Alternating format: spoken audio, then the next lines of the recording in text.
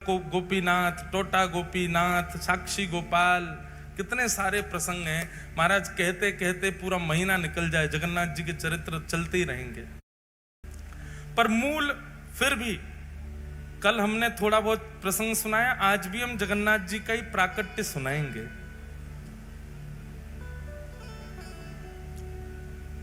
जगन्नाथपुरी से पहले महाप्रभु श्री जगन्नाथ जी का प्राकट्य हुआ द्वारिका में। आप पहले द्वारिका में प्रकट हुए द्वापर में। वैसे तो महाप्रभु जगन्नाथ जी अनादि हैं, सतयुग त्रेता द्वापर के नहीं है। मैंने कल बताया था ना कि निर्गुण निराकार ब्रह्म से सबसे पहले सगुण साकार ब्रह्म जब दिखे तो काले ब्रह्मांड में दो नेत्र और अधरी दिखे, वो जगन्नाथ जी ही हैं। तो सगुण साकार रूप में सबसे पहले दिखने वाले यदि ठाकुर कोई हैं तो वो जगन्नाथ जी। तो आप अनादि हैं, आपके ही रूप को देख करके फिर अन्य अन्य अन्य अन्य रूपों की कल्पना की गई। ऐसे नेत्र हैं, ऐसे अधर हैं, ऐसा मुख है, सब कुछ भाव रखे गए, पर सबसे पहले प्रकट होने वाला रूप महाप्रभु जगन्नाथ जी का ही है। द्वारिका की बात है, भगवान की समस्त पटरानियां जब भी अपने कार्यों से निवृत्त होती हैं तो सबके मन में इच्छा होती है कि हमको कुछ ठाकुर जी की लीला या चर्चा सुनाई जाए। चलते फिरते कभी देवकी मैया कोई चरित्र सुनाती हैं, कभी रोहिणी जी कोई चरित्र सुनाती हैं, लेकिन आधे अधूरे ही रह जाते हैं। तो एक दिन समस्त कृष्ण पटरानियों ने रोहिणी जी को बुला करके कहा, रोहिणी मैया ऐसी हैं बलराम जी की मैया। बहुत ध्यान से सुनिएगा। रोहिणी मैया का स्वरूप स्वभाव आपको इतना बड़ा सौभाग्य प्राप्त हुआ, ठाकुर जी की ब्रजलीला, मथुरा लीला और द्वारिका लीला, तीनों लीलाओं का संपूर्ण दर्शन करने का सौभाग्य यदि किसी को मिला है तो वो रोहिणी मैया को मिला है। संपूर्ण ब्रजलीला का दर्शन भी रोहिणी मैया ने किया, संपूर्ण मथुरा लीला का और द्वारिका लीला, सारी लीलाओं का दर्शन रोहिणी मैया ने किया है। तो भगवान की पत्नियों ने रोहिणी मैया से कहा, मां आप एक जगह बैठ करके धैर्य पूर्वक ठाकुर जी की संपूर्ण लीला हमको सुनाओ, ब्रज लीला सुनाओ।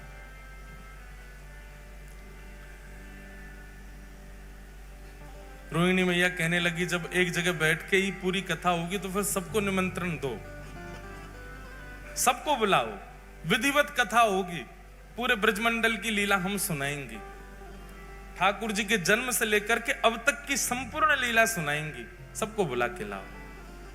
बहुत ध्यान पूर्वक शांति से बैठ के सब लोग सुनना। तभी रुक्मणी आदि अष्टपटरानियां कहने लगी, मां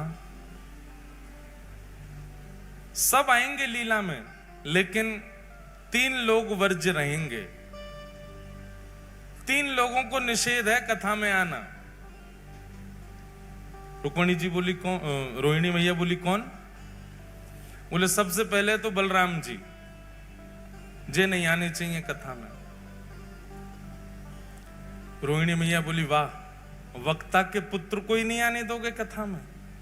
हमारे लाला हैं बलराम जी, हम कथा सुनाएंगे, हमारे पुत्र को नहीं आने दोगी? अब मां आप समझो ना, वो जेठ जी हैं, और जेठ के आगे हमको इतना संकोच लगेगा कि जेठ जी बैठे हैं, कभी घूंघट करना, कभी आपने कोई कीर्तन गाया तो नाचने में भी संकोच होगा, जेठ जी बैठे हैं। इसलिए आप कृपा करके उनको तो दूर ही रखना। बेचारे बलराम जी के साथ में एक अन्याय तो हुआ कृष्ण लीला में। इसी कारण से जब रासलीला होती है तो रासलीला में हम गाते हैं, राधा नाचे कृष्ण नाचे, नाचे गोपी जन, मन मेरा बन गया सखीरी पावन वृंदावन। ब्रह्मा भी नाचे, शंकर नाचे, सूरज नाचे, चंद्र नाचे, तारे नाचे, सब ब्रह्मांड नाच रहा है, केवल एकमात्र बलराम जी नहीं नाचे। बलराम जी को रास में भी नहीं आने दिया किसी ने। क्यों? बलराम जी आए तो थे। जैसे ही रास में बलराम जी आए, सब गोपियों ने घूंघट कर लिया। सब जेठ ही मानती हैं इनको, क्योंकि गोपियां भी सब कृष्ण को पति मानती हैं। ये बड़े भैया हैं, जेठ हो गए। जैसे ही गोपियों ने घूंघट किया, गोपियां सब खड़ी हो गई। अब ठाकुर जी हाथ पकड़े, नाचो। गोपियां कहें जेठ जी खड़े, इनके आगे कैसे नाचो? तो ठाकुर जी बोले, दाऊ दादा, ये सब गोपियां नृत्य कर रही हैं, देखो गोपी बने शंकर जी भी घूम रहे हैं, गोपी बने ब्रह्मा जी भी हैं, सब गोपी हैं। आज आपको भी गोपी बन के आना पड़ेगा। दाऊ दादा बोले, मैं बनूंगा गोपी, मैं तो नहीं बनना। तो बोले, अब यहां तो एक ही पुरुष है, मैं, बाकी सब तो गोपी हैं। आप अब संकोच हो रहा है ठाकुर जी, कैसे कहें कि बाहर चले जाओ। बलराम जी समझ गए कि भैया हम बड़े हैवे को दुर्भाग्य हमारो कि हम यहां खड़े नहीं रह सकते। बेचारे बलराम जी चले गए। आज भी स्थान है गिरिराज जी की परिक्रमा, अगर कच्ची वाली आपने लगाई हो, भीतर वाली, तो कच्ची परिक्रमा लगाओगे तो वहीं पर स्थान पड़ता है लुक दाऊ जी। क्या नाम है? लुक दाऊ जी। वहां बैठ करके कुंज में छिप करके श्री दाऊ दादाजी नेत्रों से नीर बहा रहे हैं और रास बिहार का दर्शन कर रहे हैं।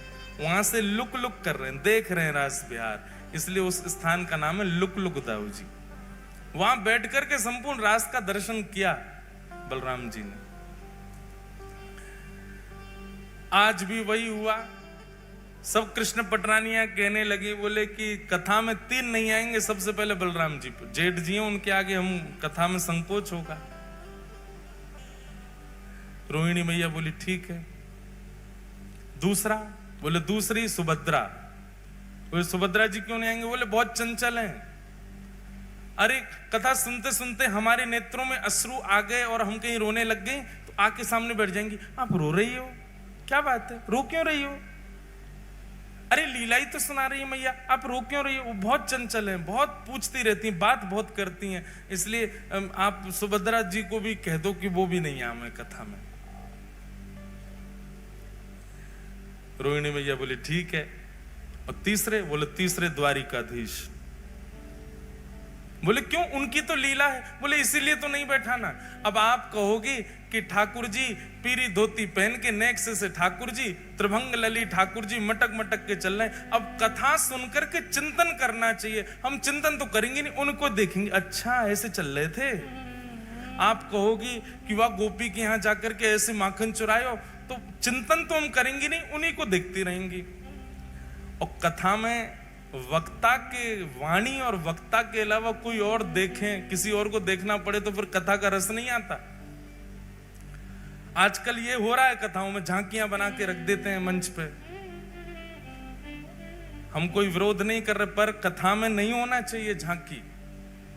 कथा में झांकी कब आती है पता है? जब कथा में मन नहीं लगता तो झांकी बना के लाते हैं। चलो इससे तो मन लगे लोगों का, वो आकर्षण के लिए होता है, वो मनोरंजन के लिए होता है। कथा में तो वक्ता की वाणी सुनो, नेत्र बंद करके जो वो कह रहे हैं उसका चिंतन चित्त में करो। मन का मंथन होना चाहिए, मनोरंजन नहीं। और क्षमा करें, अगर द्वारिकाधीश यहां बैठ गए तो आप बोलोगी, हम चिंतन करेंगे किसका? हमारे सामने ही बैठे हैं जिनकी आप कथा सुना रही, तो इसलिए उन्हीं को देखती रहेंगी हम तो। और फिर स्वभाव आ जाता है ना, जिसकी प्रशंसा सुनाई जाती है तो हम उसको अच्छा तेरी बात बता रहे हैं, ऐसे करता है, ये होता है। और बोले आप कुछ भी बताओगी, हम श्री कृष्ण को, अच्छा तो ये सब किया आपने। तो इस कारण से कथा में वो भाव नहीं बन पाएगा जो बनना चाहिए। इसलिए ठाकुर जी को भी कथा में मत बुलाओ। रोहिणी मैया बोली, तुमने उन 3 लोगों को निषेध किया जिन 3 से पूरी द्वारिका चल रही है।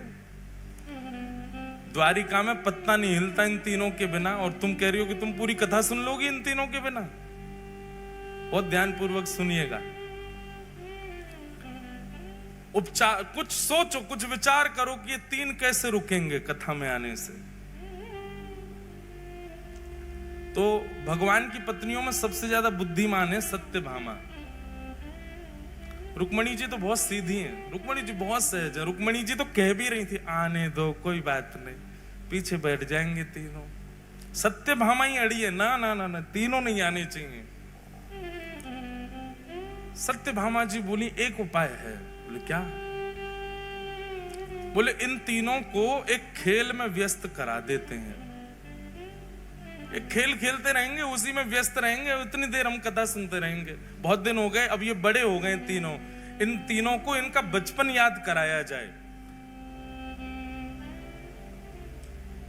रोहिणी मैया बोली वो कैसे होगा? बोले जिस दिन ये तीनों संग बैठे होंगे हम उनके सामने चौसर खेलेंगे। चौसर बहुत प्रिय है तीनों को, और चौसर भी गलत सलत खेलेंगे, तो हमको सही करने के लिए वो तीनों बैठ जाएंगे, और तीनों जैसे बैठेंगे चौसर खेलते खेलते उसी में व्यस्त हो जाएंगे, और हम यहां आकर के कथा सुनने लग जाएंगे। रोहिणी मैया बोली ठीक है, तुम्हारी तरकीब अच्छी है, लगाओ।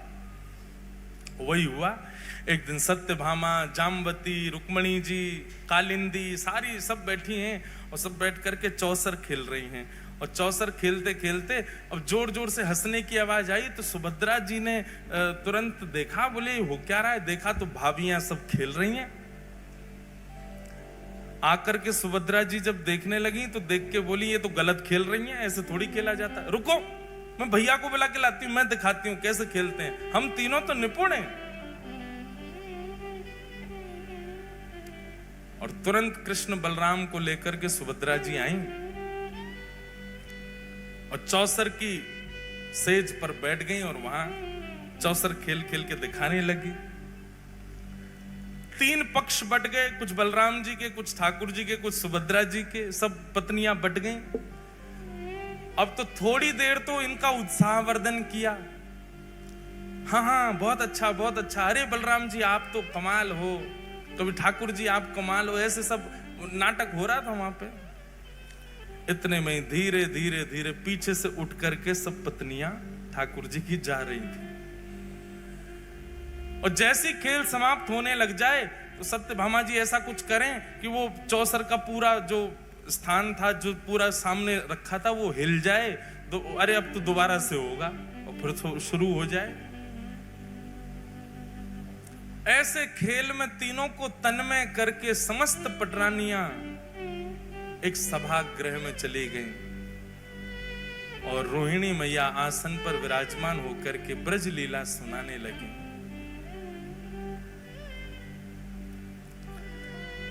यहां पर चौसर में जीत गई कौन? सुभद्रा जी। अब सुभद्रा जी जैसे ही जीती, जीत करके उन्होंने कहा देखो भाभी जी जीत गई। देखी तो वहां कोई भी नहीं, सबरी चली गई। भैया एक भाभी जाए, दो जाए, 10 जाए समझ आती है, 16 हजारों चली गई। कुछ तो गड़बड़ है, मुझे ऐसा लग रहा है कि हमको कहीं पर फंसाया गया है। और देख नहीं रहे हो, बिल्कुल शांति छा गई है पूरे महल में, ऐसा लग रहा है कोई है ही नहीं है। दाल में कुछ काला तो है। ठाकुर जी बोले हमें तो पूरी दाल ही काली लग रही है, कुछ काला नहीं है, ढूंढो। और ढूंढते ढूंढते पहुंचे, एक विशाल सभागृह था। रोहिणी मैया नेत्र बंद करके संपूर्ण लीला सुना रही हैं, और सामने बैठकर के समस्त कृष्ण पटरानियां भाव आवेश में भाव विभोर होकर के ठाकुर जी की लीला सुन रही हैं। श्री यशोदा मैया लाल जी के छोटे छोटे हस्त कमलों में अपनी उंगली देख करके उनको चलना सिखा रही हैं। नन्हे नन्हे चरणों से ठाकुर जी कैसे चल रहे हैं, और जैसे ही चलते हैं यशोदा मैया अपनी उंगली हटा देती है। ठाकुर जी दोनों भुजा खड़ी करके एक पैर आगे रखते हैं, और रख करके फिर ऐसे डामाडोल होते भय से नीचे गिर जाते हैं। ये सब लीलाएं बता रही हैं। सब पत्नियां हंस भी रही हैं, और नेत्रों से प्रेमाश्रुओं को पहुंच करके यशोदा मैया को याद भी कर रही हैं। तभी प्रसंग आया कि श्री यशोदा मैया ठाकुर जी को पकड़ करके दहली लंगवावे ले गई हैं। लाला तू अब चलना सीख गया है, चल अब दहली लांग ले। चलना तो आ गयो, अब दहली लांगनू सीख ले।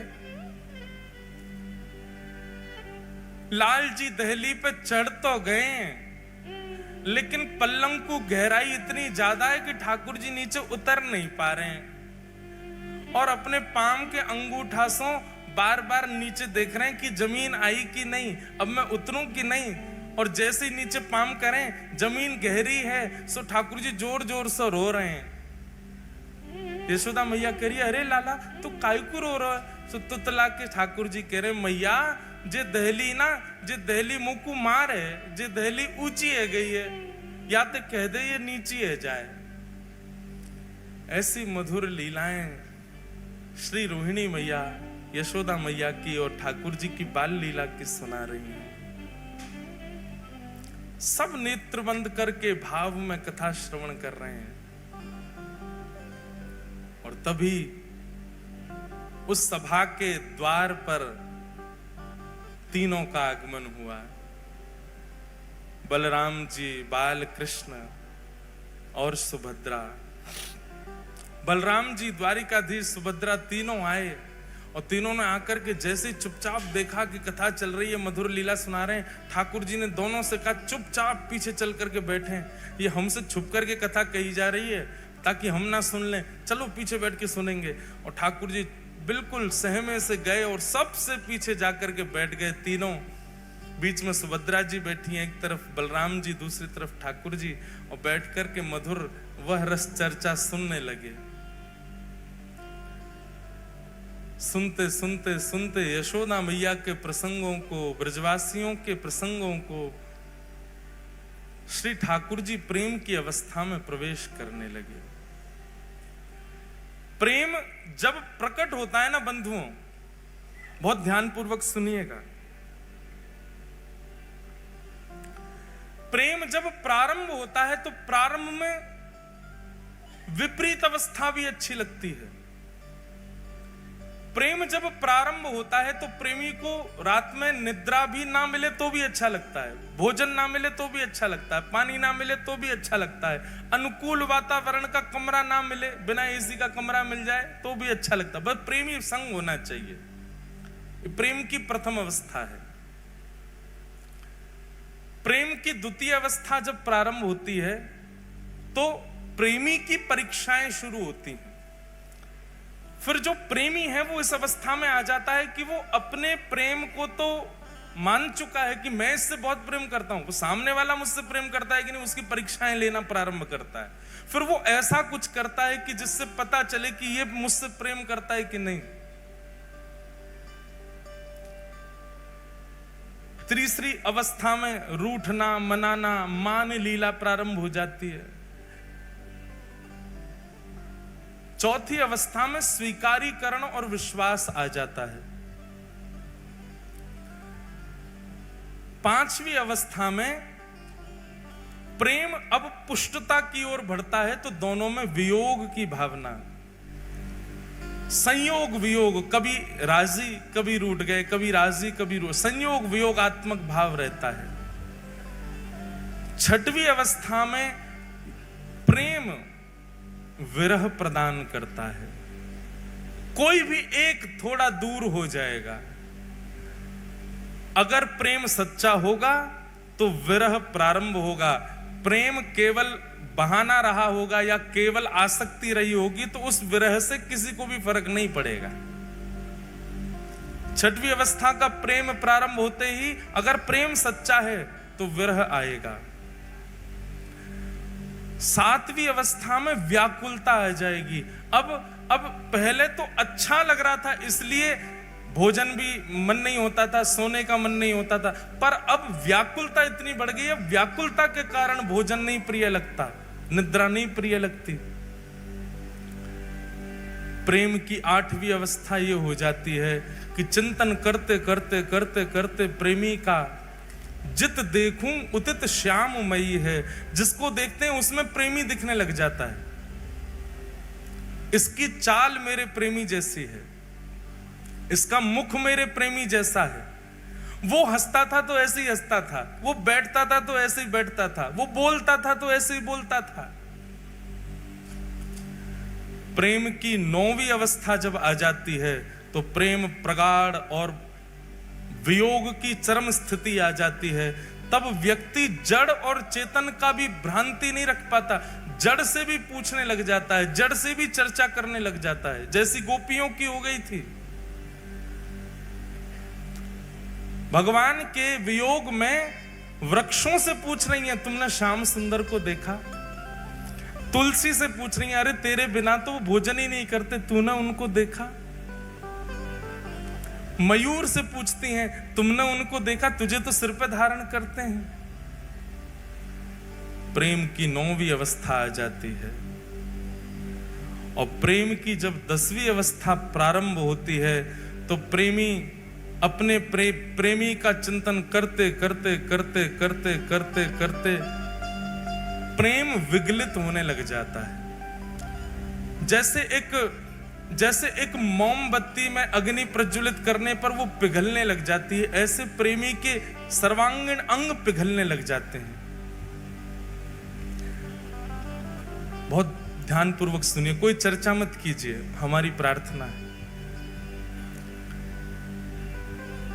ठाकुर जी ने जब कथा में बैठना और श्रवण करना प्रारंभ किया तो ब्रजवासियों की याद आने लगी, अपनी लीला सुन के मुस्कुराने लगे, अच्छा सा लगने लगा। फिर विपरीत अवस्था भी अच्छी लगने लगी। धीरे धीरे धीरे कथा आगे बढ़ने लगी। ठाकुर जी उन अवस्थाओं को पार करते गए। पार करते करते 6वीं 7वीं अवस्था में आकर के ठाकुर जी अपना हृदय पकड़ करके सहलाने लगे, ब्रजवासियों की याद आने लगी। 7वीं 8वीं अवस्था आते ही श्री ठाकुर जी के नेत्रों से अश्रुबिंदु गिरने लगे। सभागृह में दिखने वाली ब्रज जैसी कोई भी वस्तु उसको ठाकुर जी जा जा करके अपने हृदय से लगाने लगे। मेरी मैया कहाँ है, मेरे बाबा कहाँ हैं, मधुमंगल श्रीदामा सब कहाँ हैं? इस प्रकार ठाकुर जी ढूंढने लगे। अपनी पटरानियों में ही किसी के रूप को देख करके कहते हैं, श्रीदामा ऐसो ही लगे, मेरो मधुमंगल ऐसो ही दिखे। रोहिणी मैया को देख के यशोदा मैया ऐसी लगे। बलराम जी को देख के कहते हैं, दाऊ दादा हमारे नंद बाबा ऐसे ही लगे। ठाकुर जी की ऐसी अवस्था प्रकट हो गई।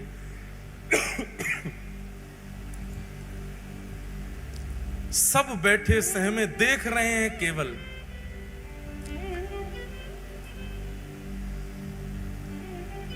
जैसे ही विरह की प्रेम की 10वीं अवस्था प्रारंभ हुई, सुभद्रा जी गई, दौड़ करके ठाकुर जी को एक जगह स्थान पर लाकर के बैठाया, संभालने लगी। पर रोहिणी मैया तो भावावेश में आकर के कथा कहती जा रही हैं। सुनते सुनते सुनते प्रेम की 10वीं अवस्था में जैसे प्रवेश किया, ठाकुर जी की भुजाएं खड़ी हो गई, बलराम जी की भुजाएं खड़ी हो गई, मानो आवाहन कर रहे हो, अरे भैया कोई जाओ, जाके ब्रजवासिन को लाके हमारे हृदय से लगा दो। 10वीं अवस्था प्रारंभ होते श्री ठाकुर जी का श्री अंग पिघलने लगा।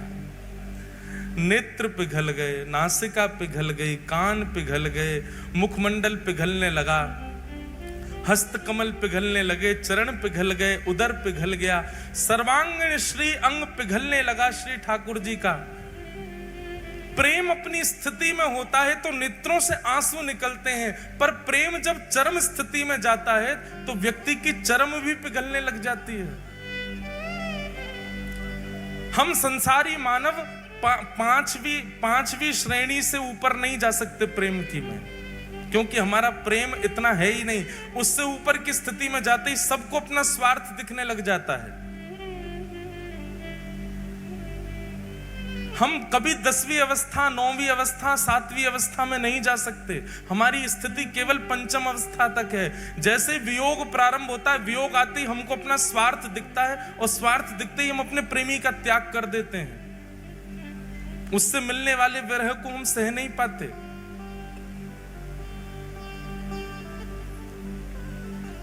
ठाकुर जी का श्री अंग पिघलने लगा। ठाकुर जी की इस अवस्था को देख करके देवता त्राहि माम करके दौड़ने लगे। दौड़े दौड़े गए श्री नारद जी के पास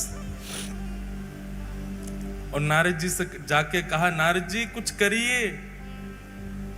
अगर रोहिणी मैया की कथा को अभी रोका नहीं गया तो श्री ठाकुर जी संपूर्ण जल निमग्न हो जाएंगे।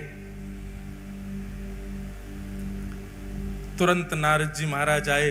कथा इतनी प्रबल स्थिति में पहुंच चुकी है कि वहां जाकर के विक्षेप नहीं डाल सकता कोई।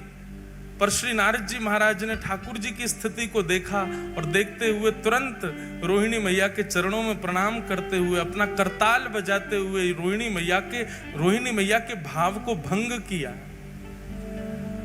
नेत्र खुले रोहिणी मैया के, नेत्रों से विरल अश्रुधार गिर रही है, लाल पड़ गए नेत्र। नारद जी,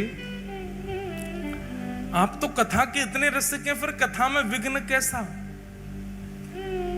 नारद जी महाराज ने इशारा किया, मैया सामने देखो।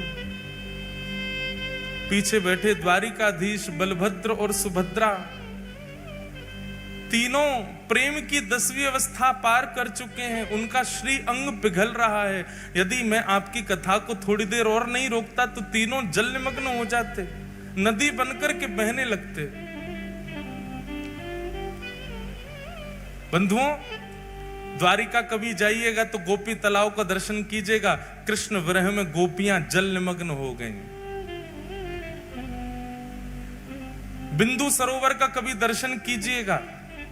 वहीं पर सिद्धता नाम की नदी है, जो कि भगवान श्री कपिल की मैया देवहूति माता प्रेम की अवस्था पार करके नदी बन के बहने लगी। कालिंदी प्रेम की अवस्था पार करके नदी बन के यमुना जी बन गई।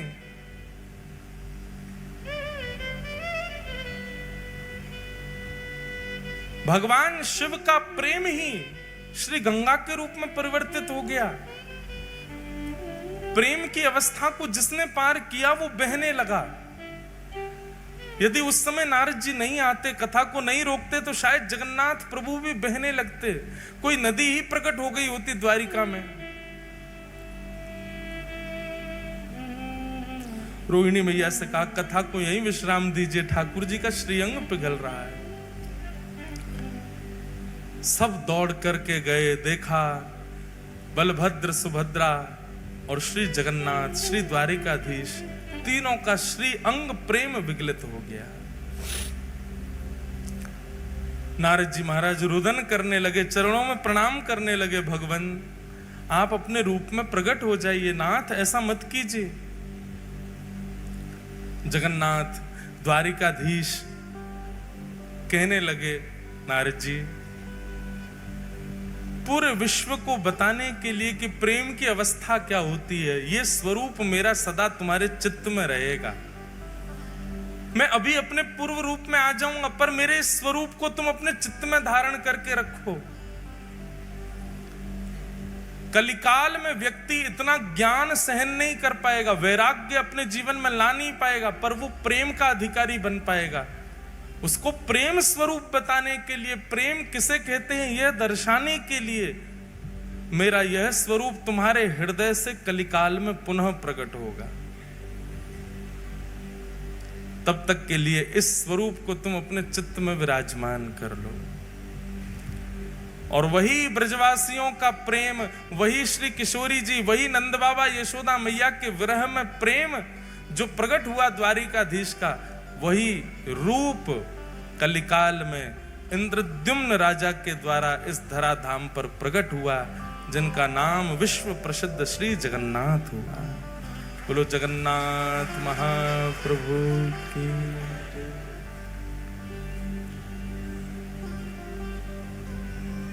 ब्रजवासियों के प्रेम में श्री महाप्रभु जगन्नाथ जी पिघल गए और तब ये रूप प्रकट हुआ।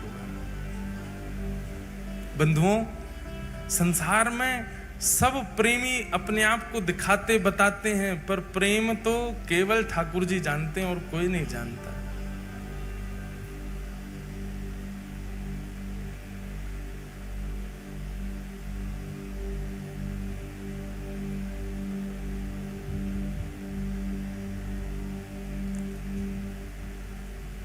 प्रेम नगर की डगर है कठिन रे, बटो ही ना करना बसेरा, पग बढ़ा हो ना जाए अंधेरा। हमारे ब्रजमंडल में रसिक हुए, उनका ये भाव है।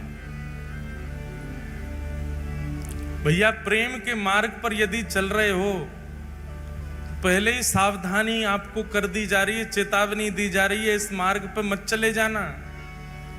कहीं इस मार्ग में और गहराई में प्रवेश कर गए तो जगन्नाथ भगवान की तरफ पिघल जाओगे। हमारे ब्रज के रसिक जन गाते हैं,